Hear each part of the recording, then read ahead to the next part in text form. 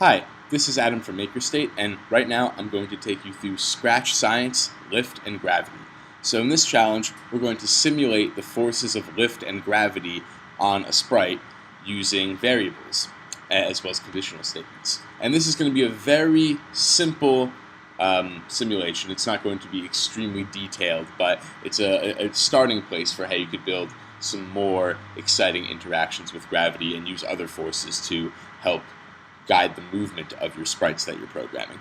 So anyway, to get started, what I'm going to do is get rid of the cat sprite, and I'm going to select a helicopter sprite to begin. I think I passed it. Okay. I'm also going to just quickly color my backdrop so it looks a little bit nicer. Fill it blue.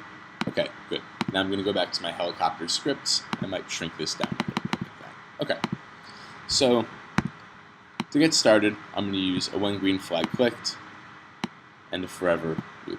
And our first question is, how are we going to simulate gravity on this helicopter? Well, we don't have to think that hard about it. Gravity is a force that always pulls us down. So let's think of a block that's always going to pull us down. And we can go to motion and select our change y by 10 block to do just that, except we're going to set this to -10 instead of 10, so that we're pulling or changing our y position by a negative number and making it lower and bringing us down, down, down. Right? And we can check this, and that's exactly what happens.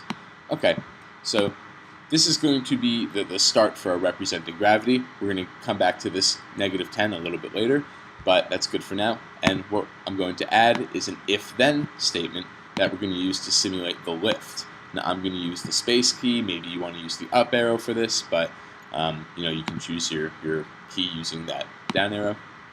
But I'm going to take another change y block and put it here. And you think that this might work, but you'll see that pressing Y actually just freezes the ship because this the helicopter rather, because this -10 and this +10 cancel each other out. What we need to do is make this a bigger number than the absolute value, so to speak, of this -10. Now, this will go beyond canceling out that -10 and actually bring us up by 10. So I can press the spacebar to move upward. Great.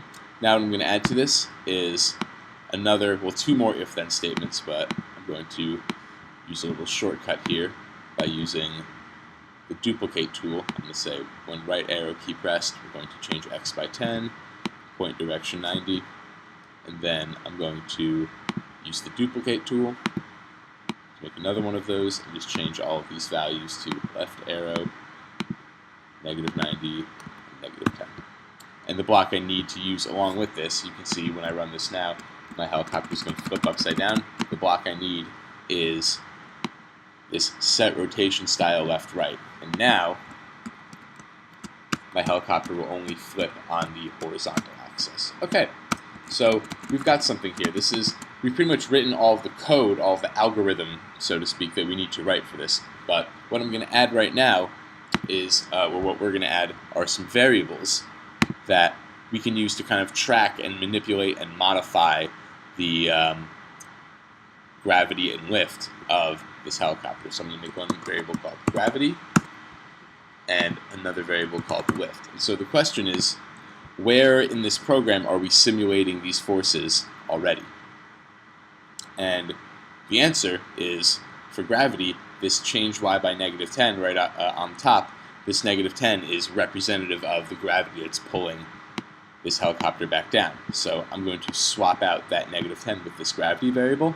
And then for lift, the same thing can be said about this 20 right here in this change y by 20 block. So I'm going to swap that out for lift. And what I'm going to do is at the beginning of the program, initialize both of these variables. Lift to 20 and gravity to -10. I'd like to change it in this menu here. Okay, gravity to -10, lift to 20, and now we have the same reaction. And our helicopter's flying, and we have this nice formula that, when we read through our code, it basically reads through almost just like English at this point. Change y by gravity. We're always changing our y position, changing our vertical position by gravity downwards, and then if the space key is pressed, we're changing the y position by lift. And lift and gravity are just variable names that represent these numbers that we've programmed, that we've hard-coded, you could say, at the top here. And we can change these numbers just at the top of our program. So if we wanted to say, now our lift is going to be 25 instead of -10, and now we rise up faster than we fall, right? But no matter what we change these numbers to, our program stays the same down here. So there are other things that you can do with this now that I'm not going to go into specifically, but things that you can try. So one thing you can try is making a game where you use this movement engine, but your lift changes based on collecting certain objects or being in certain parts of the backdrop, right?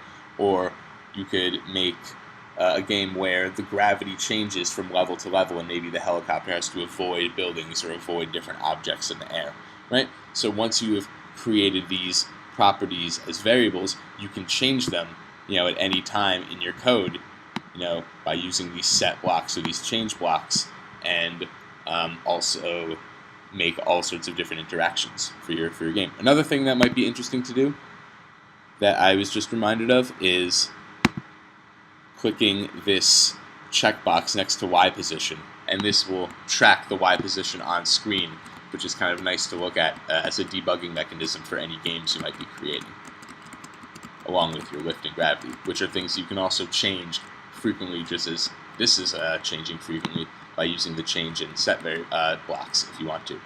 Anyway, there's a bunch of different things you can try. I hope you try some of them, and I hope that I see you back for the next Scratch Science video. Bye.